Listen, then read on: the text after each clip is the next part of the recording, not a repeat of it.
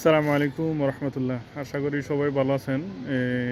এই ভিডিওটি হচ্ছে যারা সৌদি আরব আসতে চান, অনেক স্বপ্ন নিয়ে আসেন, যারা ফ্রি ভিসা আসতে চান তাদেরকে আমি একটু তথ্য দেওয়ার জন্য এই ভিডিওটা, যেটা যারা ফ্রি ভিসা আসতে চান তাদের মান্থলি কস্ট সম্পর্কে একটু কথা বলবো। সেটা হচ্ছে যারা ফ্রি ভিসা আসি লিগেল পন্থায় সৌদি আরবে থাকতে চান তাদের পার মান্থ মানে কষ্টের যে হিসাবটা আমি একটু তুলে দেবো। সেটা হচ্ছে আপনি যদি লিগেল থাকতে চান তাহলে কফিল ফায়দা আপনাকে প্রত্যেক মাসে একদম সর্বনিম্ন 300 রিয়াল থেকে শুরু করে আপনি 500 রিয়াল পর্যন্ত কফিলকে ফায়দা দিতে হবে। এটা হচ্ছে পার মান্থ। আর ইকামা খরচ আপনি যারা বড় মুয়াসাসায় আসেন তাদের তো ইকামা খরচ অনেক বেশি। আমি সর্বনিম্নটা শুধু বলবো, সর্বনিম্ন আপনাকে ইকামা খরচ বাবদ 200 রিয়াল পে করতে হবে। ঠিক আছে, এটা হচ্ছে আপনার কপিল খরচ 300, ইকামা বাবদ 200 রিয়াল। আর এরপরে আপনি খানা খাইতে সর্বনিম্ন যদি নিজেও ফাঁক করে খান তাহলে 300 রিয়ালের মতো খরচ আসতে পারে।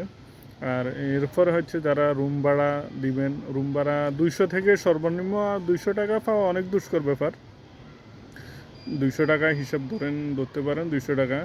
তার মধ্যে আপনি যদি নাস্তা খান, নাস্তা খাবার সর্বনিম্ন, আমি সর্বনিম্নটা ধরতেছি যেহেতু কস্টটা একটু কমানোর জন্য। সর্বনিম্ন আপনার নাস্তা খরচ 150 টাকা ধরতে পারেন, আরও কমায় ধরলাম 100 টাকা। ঠিক আছে, আপনি যদি এখানে থাকেন আপনার জন্য ইন্টারনেট খরচ আছে, বাকি আদার্স খরচ বাদ। ইন্টারনেট খরচ যদি আমি 50 টাকা ধরি, 50 রিয়াল ধরি, সেই হিসাবে আপনার পার মান্থ আসে মনে করেন তাকরিবান 1150 রিয়াল। আপনি ইনকাম করেন বা না করেন, 1150 রিয়াল আপনাকে লিগেল পন্থায় থাকতে হলে প্রত্যেক মাসের কষ্ট আপনার এটা পড়বে 1150। বর্তমান সময়ে কাছাকাছি বাংলাদেশি 37,000 টাকার মতো।